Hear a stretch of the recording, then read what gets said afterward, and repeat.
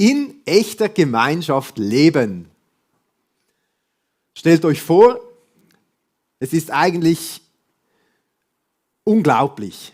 Ich habe kürzlich ein Konto eröffnet und da war eine Null. Und man muss zuerst einzahlen, dass etwas rauskommt. Das Geld, das ich verdient habe, muss man da reingeben und erst dann kann man es wieder rausholen. Und man muss noch aufpassen, dass es ja nicht zu viel ist. Habt ihr das gewusst? Speichert euch mal dieses Bild.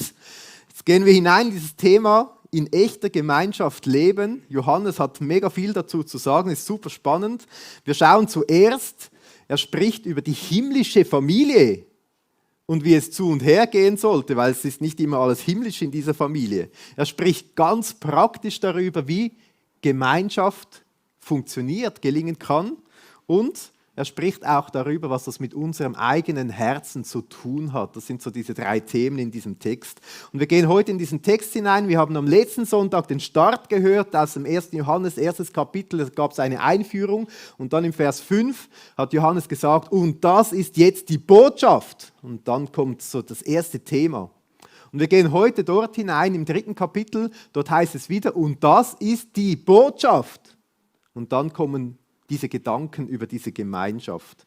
Im Bible Study werden wir auch die Texte dazwischen anschauen. Es ist gut zu wissen, Johannes hat in diesen Texten dazwischen unter anderem eben von dieser himmlischen Familie gesprochen.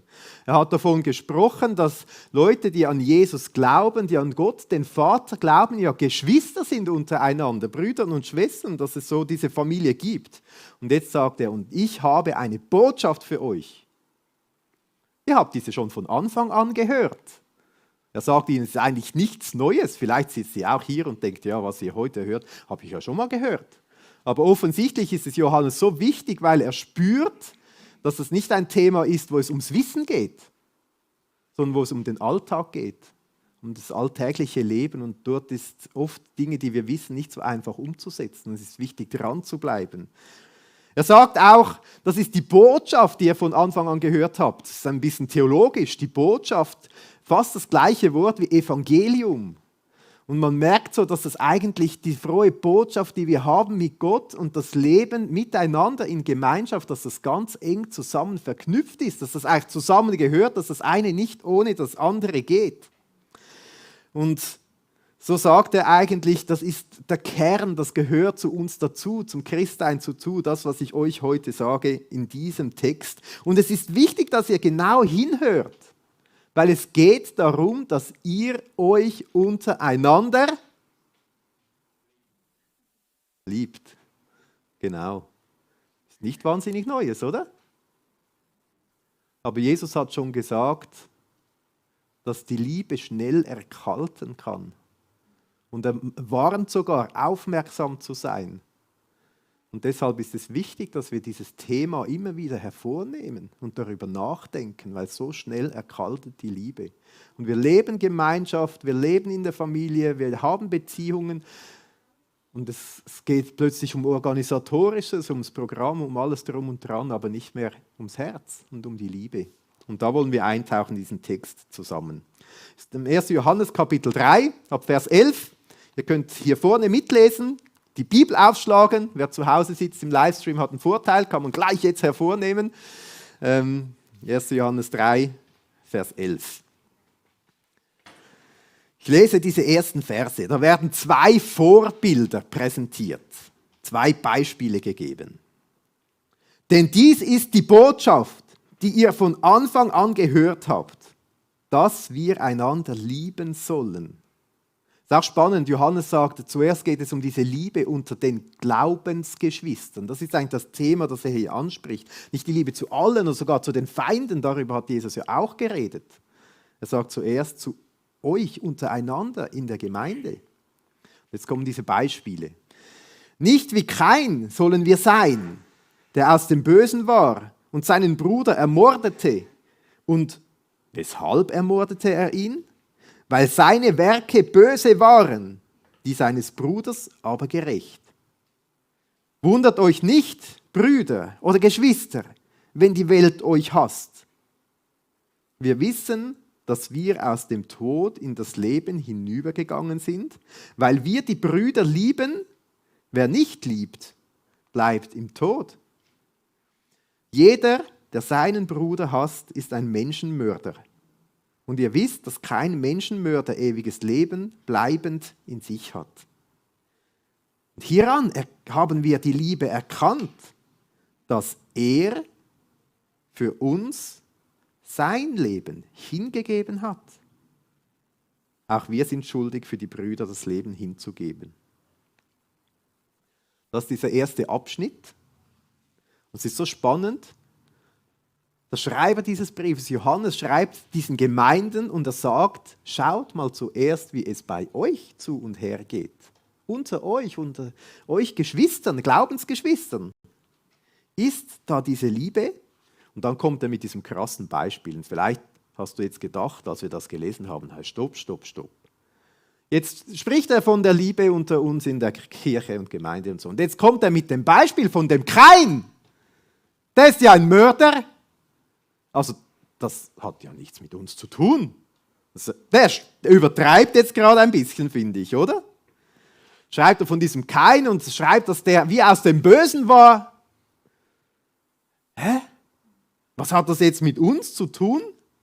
Und wir merken, dass irgendwie dort in dieser Geschichte im Alten Testament, bei diesem allerersten Brudermord, dass da Hass im Spiel war, aber auch Andersartigkeit. Dass irgendwie, der war anders, dieser Abel. Und das hat dem Kain irgendwie nicht gepasst. Und deshalb musste er weg. Und wir merken, das spricht ein Muster an, was wir heute in der Welt überall sehen. Dort, wo etwas anders ist, dort kann schnell Hass aufkommen. Ablehnung, Distanz, Ausgrenzung, was auch immer. Oder dort, wo es gleich ist, die haben wir gern. Ich meine, wir haben gestern sogar im Teenie-Weekend Eishockey geschaut. Wir haben ein bisschen reingeschaut. Wir waren alle für die gleiche Mannschaft. Hi, hatten wir uns gern. So auch die richtige Fahne hochhalten, oder?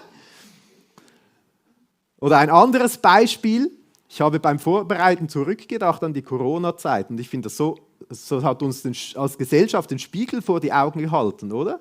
Da gab es plötzlich so Gruppierungen, wo man anders dachte, anders getriggert war und hat die anderen irgendwie, mit denen will ich nichts mehr zu tun haben. Also ja, da kamen ja so Worte, oder? Um das ein bisschen in Erinnerung zu rufen. Da gab es Leute, die waren so quasi gegen die Impfung. Die haben gedacht, ja, die sich impfen lassen, die lassen sich alles so leicht manipulieren. Das sind schon Staatsgläubige und Angsthasen auch noch dazu. Und umgekehrt auch. Ach, die sich nicht impfen lassen, nehmen ja keine Rücksicht. Das sind alles Verschwörungstheoretiker und Schwurbler und so weiter. Also wenn wir uns heute zurückschauen, oder? Man sieht sofort, wie diese Andersartigkeit zu Grenzen, zu Mauern, zu Ablehnung geführt hat. Ich weiß nicht, kann man sagen, sogar zu Hass geführt hat. Und ich erinnere mich schon gut zurück. Die Leute haben begonnen, lieber mit denen zusammen sein, die gleich ticken, oder? Ja, das ist ja super. Da kann man sogar über die anderen schwatzen, oder? Ich habe mir auch überlegt, ist es nicht eigentlich fantastisch, dass die Kirche, ich weiß nicht, ob das fast der einzige Ort war, wo diese unterschiedlichen Gruppen fröhlich zusammenkamen und an etwas dachten, das noch ein bisschen wichtiger ist, nämlich an Jesus. Oder? Das ist so ein Geheimnis von Gemeinde, dass plötzlich ganz unterschiedliche Leute zusammenkommen und eine Gemeinschaft haben, was es in der Welt ja ganz selten gibt. Man sucht eigentlich sonst die Gleichgesinnten, oder? Und ich denke manchmal auch, das ist vielleicht gerade das Herausfordernde, dass in einer Kirche so unterschiedliche Leute zusammenkommen. Mit diesen Leuten hätte man im Alltag vielleicht gar nichts zu tun. Junge Generation und alte Generation und die Superklugen und die ein bisschen schwierig von Verständnis sind und die Dicken und die Dünnen und alles, die Linken und die Rechten, oder das kommt zusammen. Und ich kann mir gut vorstellen, dass diese Priorität in diesem Johannesbrief ist, schaut zuerst, wie es unter euch so zu und her geht, wie es da so läuft, weil das perfekte Übungsfeld ist, oder? wo wir lernen, andere zu lieben, mit anderen zurechtzukommen, die völlig anders ticken. So etwas, was eigentlich in der Welt wie anders funktioniert. Und deshalb sagte der Johannes auch, ihr müsst nicht auch erschrecken, wenn die Welt euch Christen hasst, weil es gibt Dinge, die sind bei Christen anders als in der Welt. Es gibt auch Dinge, die müssten eigentlich nicht anders sein, aber es gibt Dinge, die sind unterschiedlich und das kann zu Hass führen. Er sagt ja auch, wir wissen, dass wir aus dem Tod in das Leben hinübergegangen sind, weil wir die Brüder lieben. Wer nicht liebt, bleibt im Tod. Also er sagt, bei euch ist etwas ganz Zentrales anders geworden. Ihr seid vom Tod zum Leben hinübergegangen. Und finde ich auch ganz spannend, er sagt, und das wissen wir. Hier eine kleine Randbemerkung, das wissen wir. Das ist so etwas Wichtiges, oder? Beim Glauben geht es nicht darum, etwas zu leisten, ich muss die anderen lieben oder so, sondern es geht darum, zuerst zu wissen, dass ich zu Jesus gehöre. Dass ich diese Gewissheit habe, zu ihm diesen Schritt gemacht zu haben, dass ich hingegangen bin und dieses Geschenk von der Vergebung am Kreuz angenommen habe für mich, dass ich weiß, dass er, Jesus, für mich gestorben ist, dass ich das weiß. Es ist so wie dieser Schritt, der beschrieben wird, der wir in der Theologie, in der Soteriologie gerne als Bekehrung bezeichnen.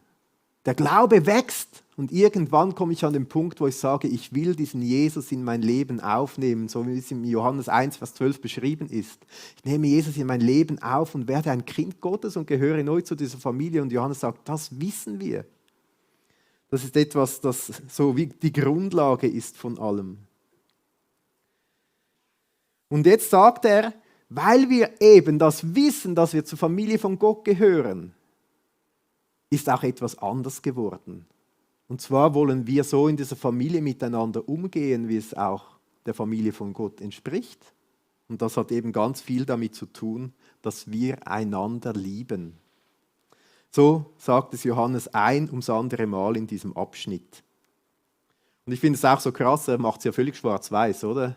Wir haben da gelesen, dass wir einander lieben. Wer nicht liebt, bleibt im Tod.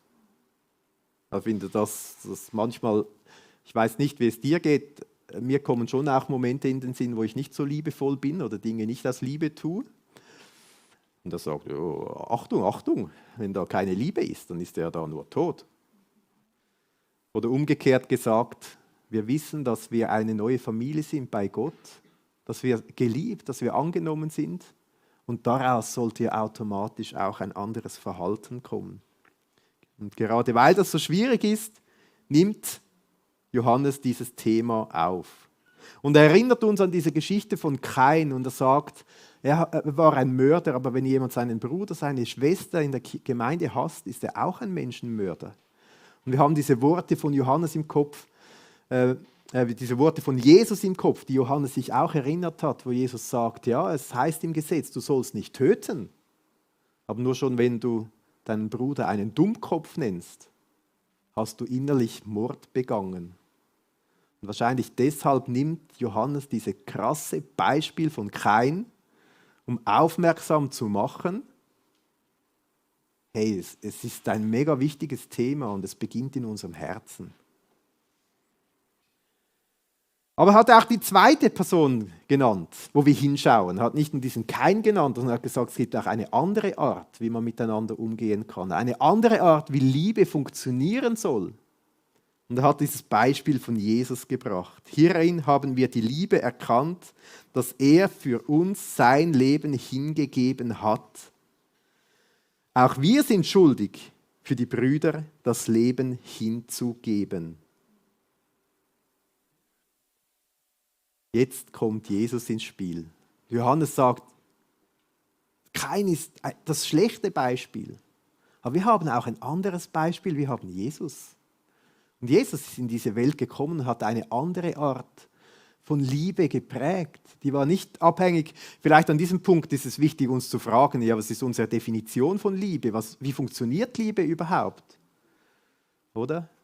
Wenn wir überlegen, wie wir getriggert sind, was der Mainstream bei uns ist, so wie wir das in der Geschichte von Kain sehen, das ist etwas anderes. Und das grenze ich aus, das liebe ich nicht, mit dem will ich nichts zu tun haben. Bei Jesus war es genau umgekehrt. Er kam in diese Welt als Gott zu uns Menschen, die wir anders sind, und hat sich sogar für uns hingegeben, hat sich sein Leben kosten lassen, eine ganz andere Art von Liebe. In der Welt denken wir oft, Liebe, so wenn wir die Medien schauen, so Liebe hat damit zu tun, mit Gefühlen, mit Emotionen, mit einem Hingezogensein. Aber bei Jesus war das ganz anders. Bei ihm hatte Liebe damit zu tun, dass er sich selbst hingegeben hat, dass er gekommen ist. In der Welt sprechen wir oft, aber haben diesen Eindruck, dass Liebe damit zu tun hat, mit einem bedingungslosen Akzeptanz, wenn ich das mal so nennen darf. Heute ist so die landläufige Meinung, wenn ich jemanden liebe, dann muss ich auch seiner Meinung sein. Da muss ich gut finden, was er macht. Ja, es ist alles schon gut. Du kannst sein, wie du bist, bleibe so in alle Ewigkeit. Das ist so heute die Meinung. Das bedeutet Liebe. Und wenn du eine andere Meinung hast oder etwas kritisierst, ja nein, dann liebst du nicht. Oder mit anderen Worten, so die heutige Meinung von Liebe ist oft, dass Liebe verdient wird. Wenn ich wertvoll bin, dann werde ich geliebt. Wenn ich schön ausschaue, dann werde ich geliebt. Wenn ich auch die richtige Flagge beim Sport hochhalte, dann gehöre ich dazu, dann bin ich geliebt. Aber wann nicht, Achtung, dann geht es dann weg. Wenn die Nase nicht mehr gerade ist, muss ich sie halt richten und muss ich schauen, dass ich irgendwie wieder für wertvoll geachtet werde, dass ich geliebt werde. Das ist so, wie man heute tickt. Ja, wenn es nicht mehr passt, ja, dann ist es Ende mit der Beziehung und so weiter. Aber wenn es passt, ja, wenn es stimmt für dich und so, dann ist gut, dann kann Liebe funktionieren. Das ist das, was wir heute hören, Tag ein, Tag aus. Und vieles von dem nehmen wir und schmeißen das noch in unser christliches Denken hinein, oder? So diesen Satz, den haben wir sicher alle schon gehört. Gott liebt dich so, wie du bist. Und ich behaupte, es ist falsch. Gott liebt dich so, wie du bist. Und ich will das erklären, wieso ich das so meine. Ich habe ein Beispiel mitgebracht.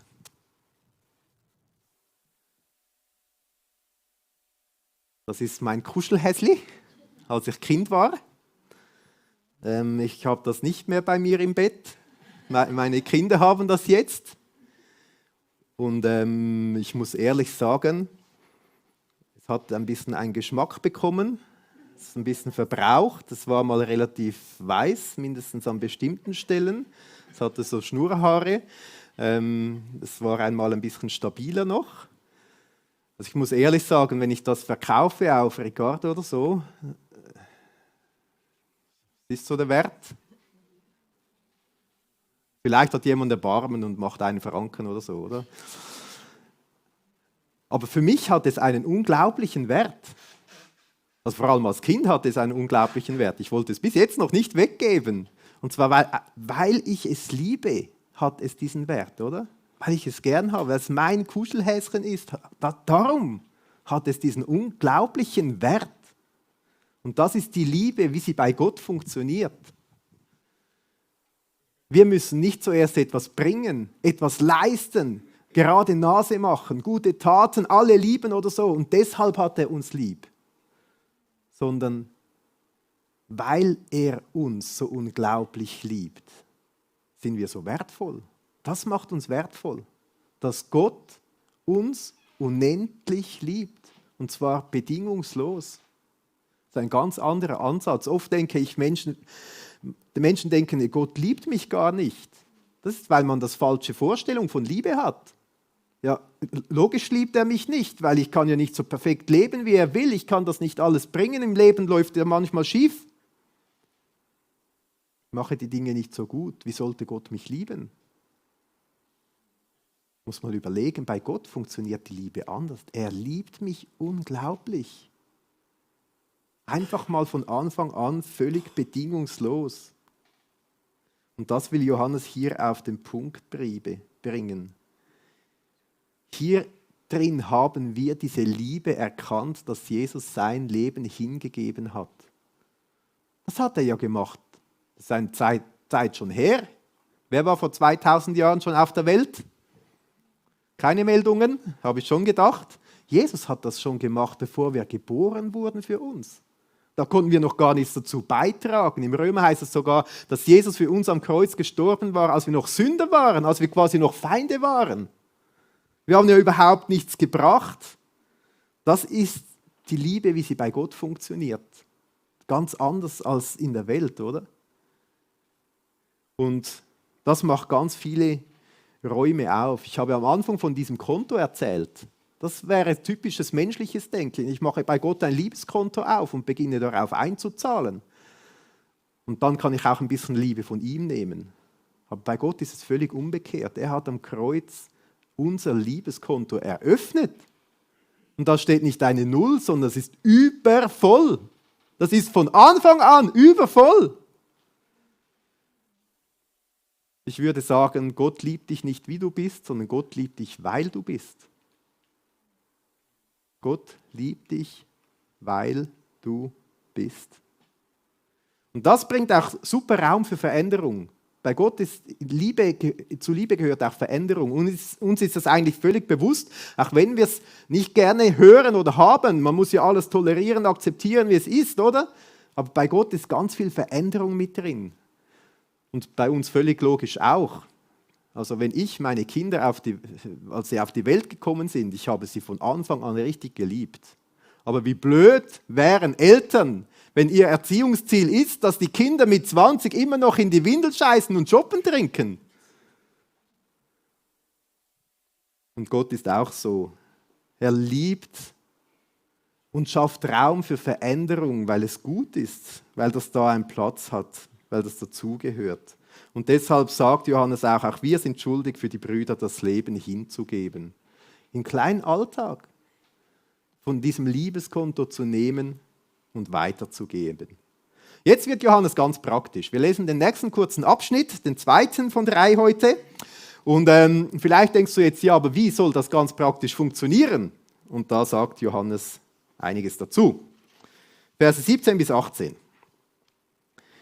Wer aber irdischen Besitz hat und sieht seinen Bruder Mangel leiden und verschließt sein Herz vor ihm, wie bleibt die Liebe Gottes in ihm?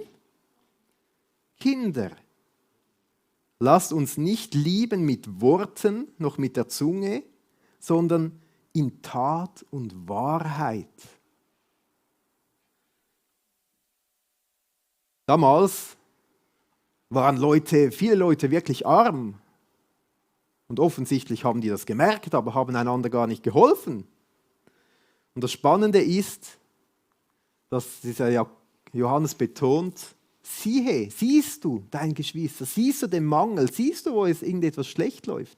Er ermutigt sie, einander wahrzunehmen, zu sehen, hinzuschauen. Vielleicht sind heute die Mängel mehr versteckt, oder? Die wir mit uns herumtragen, die wir in unserem Leben herumtragen. Das sieht man nicht gleich von außen.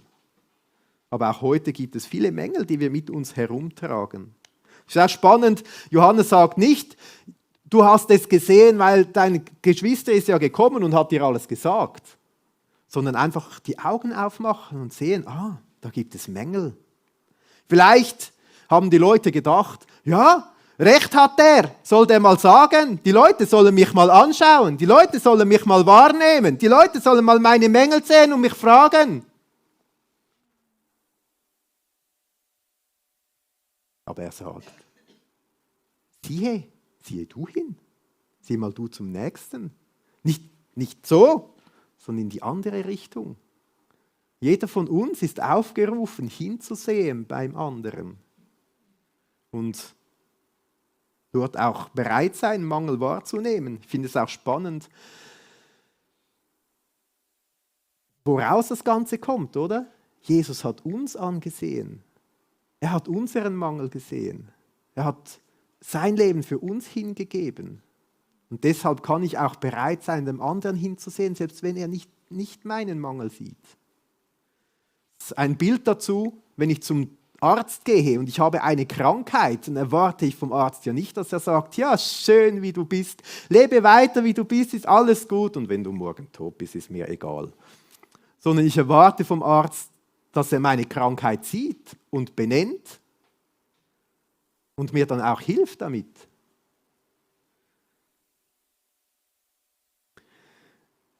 Das Zweite, was wir hier sehen in diesem kurzen Abschnitt ist, dass wir unser Herz dann nicht verschließen sollen, sondern dass wir echtes Interesse zeigen sollen. Ich habe hier das Wort interessieren, dass wir uns für den anderen interessieren.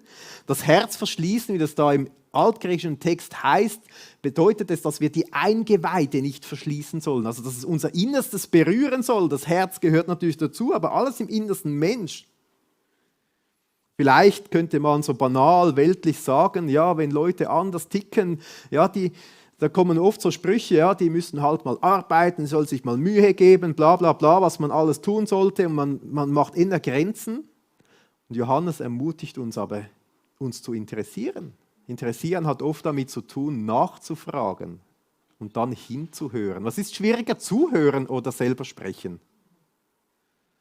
Wer ist für Zuhören? Wer ist für selber sprechen? Ja, es kann natürlich, bei einigen Leuten ist es schwieriger, selber mal zu sprechen, ja. Aber richtig gut zuhören können, ich denke, das ist ein großer Segen. Sich für den anderen interessieren. Und dann sagt er, in Tat und Wahrheit. Also man nicht nur mit Worten irgendwie fromm reagieren, sondern mit Tat und Wahrheit reagieren.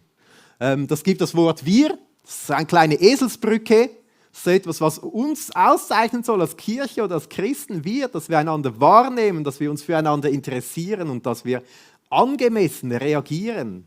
In Tat und in Wahrheit, sagt Johannes hier. In Tat bedeutet natürlich, dass wir nicht einfach sagen, ja, du Armer, komm, wir beten, sondern dass man vielleicht wirklich halt mal jemanden irgendwo hinfährt, mit jemandem Gemeinschaft hat, sich Zeit nimmt, zuzuhören, für jemanden zu beten oder beim Abwaschen zu helfen am Schluss vom Chillenessen. Und in Wahrheit, das finde ich anspruchsvoller fast noch, oder? In Wahrheit, das bedeutet auch, Liebe ist Wahrheit. Das ist das Bild vom Arzt vorhin, oder? Da will man lieber die Wahrheit, die hilft viel mehr, besonders wenn er noch die Behandlungsmöglichkeit kennt. Das ist das Beste. Das bedeutet, wenn ich mit jemandem zusammen bin und es ist irgendwie irgendein körperliches Leiden, sage ich jetzt mal, dann könnte auch die Wahrheit sein, ja, vielleicht gehst du mal zum Arzt. Gott hat in diese Schöpfung ganz viele biologische Heilungsmöglichkeiten hineingelegt und er hat eine gute Behandlung, könnte ja sein. Oder es könnte auch bedeuten, wenn jemand irgendwie denkt, ja, ich bin so fern von Gott die ganze Zeit, kann Wahrheit bedeuten, dass man sagt, ja, schau mal, in deinem Leben ist auch Sünde da. Vielleicht ist es wichtig, dass du mal die weglegst, damit diese Mauer wie weg ist, dass du diesen Zugang zu Gott wieder hast. Kann ich dir dabei helfen irgendwie? Oder wenn jemand denkt, ja, irgendwie ich fühle mich so belastet und gestresst die ganze Zeit.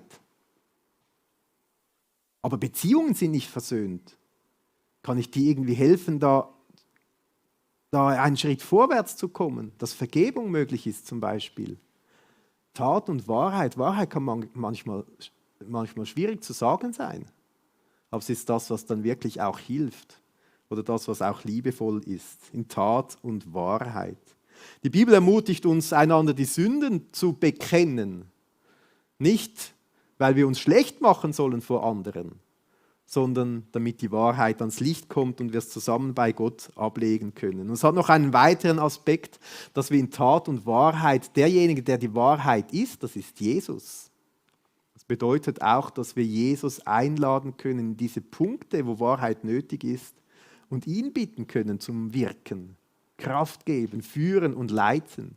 Dass wir sagen, ja gut, ich kann dir hier vielleicht nicht viel helfen, aber wir gehen zusammen zu Jesus, der die Wahrheit ist. Und er kann führen, er kann helfen. Vielleicht bist du jetzt auch hier und sagst, ja, das klingt gut, wahrnehmen, interessieren, reagieren. Ja, und dieses Beispiel von Kain und Jesus und so weiter. Aber wenn ich in mein Herz schaue, dann klagt es mich an, weil ich sehe, dass oft genau das ja bei mir fehlt. Eigentlich will ich doch, aber es ist schwierig, oder? Und irgendwie hat Johannes das gespürt und wir kommen zum dritten Punkt, das mit unserem Herzen zu tun hat, zu diesem dritten Abschnitt, wo Johannes genau dieses Thema aufnimmt, was das mit unserem Herzen macht. Vers 19.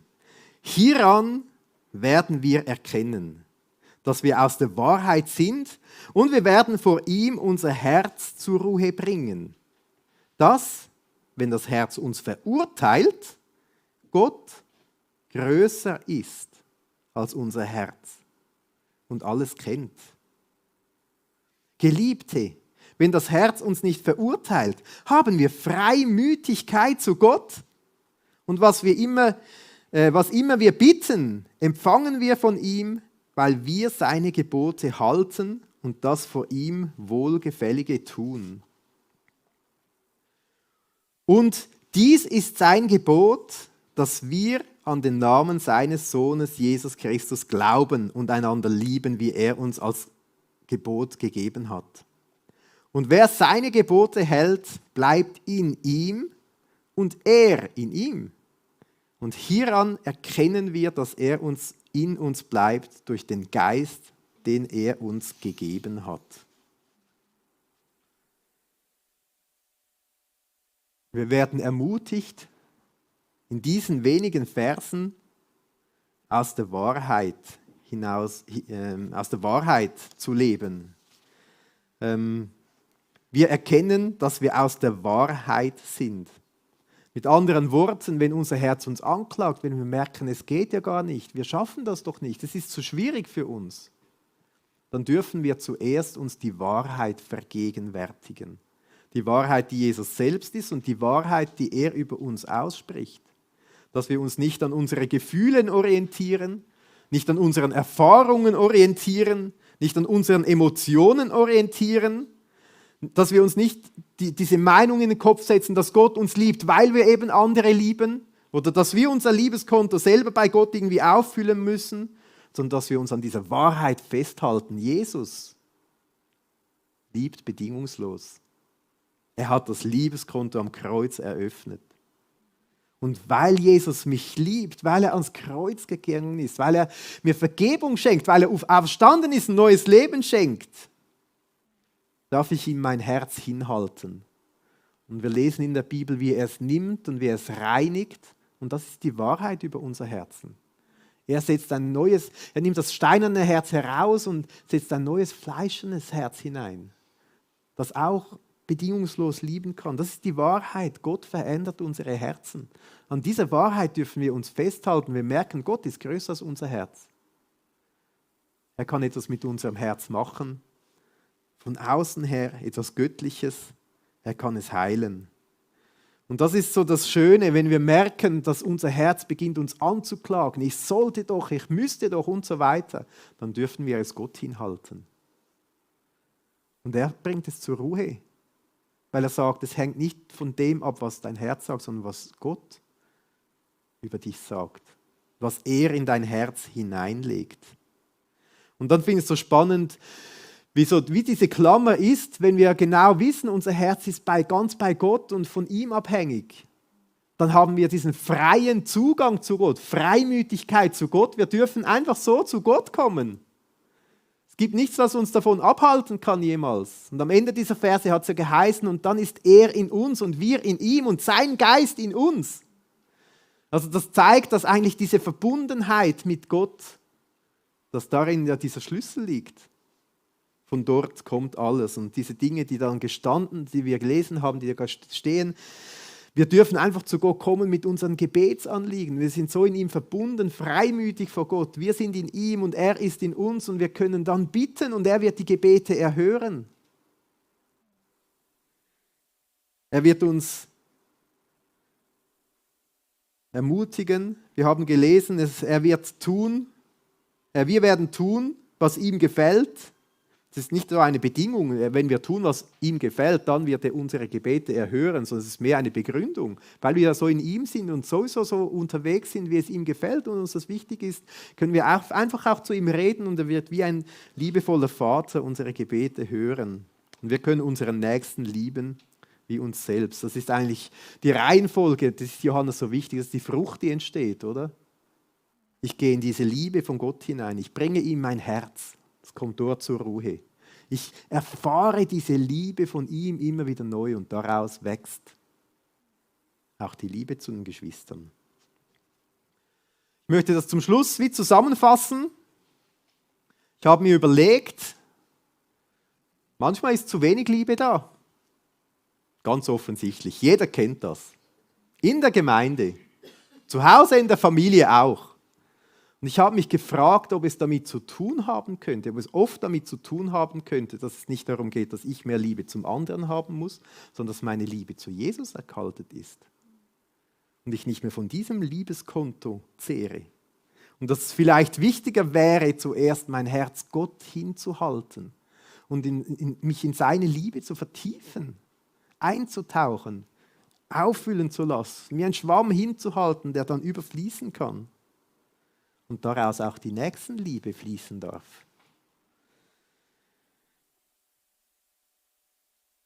Vielleicht bist du auch an diesem Punkt und sagst, ja, diese Idee mit diesem Wir, oder? Ich habe dieses Stichwort eingeblendet. Wahrnehmen, sich interessieren und dann angemessen reagieren in Tat und Wahrheit.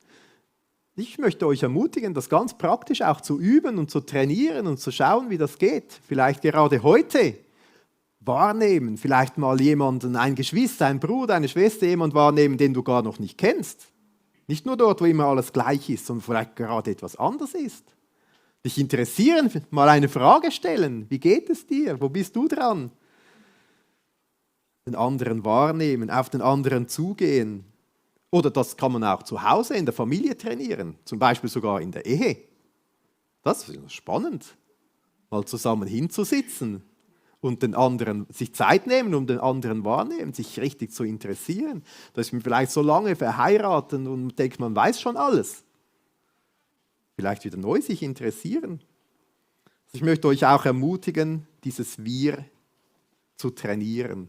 So wie das Johannes beschreibt, ist so vielleicht wie ein Muskel, ein christlicher Muskel, den wir auch einfach trainieren dürfen. Wir möchten in eine Zeit des Gebets gehen. Zuerst vielleicht bewusst Gott bitten um Führung und Kraft, um dieses Wir zu trainieren, aber dann auch eine Zeit, Gott unsere Herzen hinzuhalten. Und danke, Jesus, dass wir zu dir kommen dürfen und dass wir ja gerade als deine Kinder, als deine Nachfolger, als eine Familie, eine göttliche, himmlische Familie quasi, aber hier auf der Erde, dass wir angehalten sind, das immer wieder zu trainieren, einander zu sehen, Interesse zu zeigen, unser Innerstes bewegen, berühren zu lassen, nicht einfach oberflächlich. Und bereit sind, nicht einfach fromme Worte über große Liebe zu reden, sondern das auch in Tat und Wahrheit zu zeigen. Ja, und Jesus, für uns ist oft die Taten, das können wir etwas machen, das kommt uns entgegen, das ist gut. Aber die Wahrheit, das fällt uns manchmal so schwierig, auch die Wahrheit benennen zu können. Zu dir hinzugehen, den Finger vielleicht auf einen wunden Punkt zu halten, wo etwas krank, nicht gut ist. Aber dann auch zu dir kommen, Jesus, der du die Wahrheit bist und der du heilen kannst. Ich will dich bitten, Jesus, jetzt für uns als Gemeinde, aber auch für uns als Christen weltweit, dass du uns einfach trainierst und übst und zeigst, wie wir einander lieben können. Und dass das auch weiter fließen darf zu unseren Nächsten um uns herum. Am Schluss sogar bis zu unseren Feinden. Und Jesus, ich finde es auch so schön, dass wir unser Herz dir hinhalten dürfen. Es gibt oft, dass unser Herz uns selber anklagt. Aber dann wollen wir es festmachen in dir, Jesus. Du bist am Kreuz gestorben, um unser Herz reinzuwaschen. Und du hast es erneuert. Und du hast uns vom Tod ins Leben gebracht. Es ist etwas neu geworden, anders geworden. Du hast unser Liebeskonto eröffnet und es ist nicht nur voll, es überfließt. so dürfen wir einfach zu dir kommen und dein Geist ist in uns. Und im Römer 5,5 heißt es, dass durch deinen Geist die Liebe Gottes in unsere Herzen ausgegossen ist. Und Gott, wir halten dir unser Herz hin und gieße du deine Liebe, deine göttliche Liebe, die überfließt in uns hinein.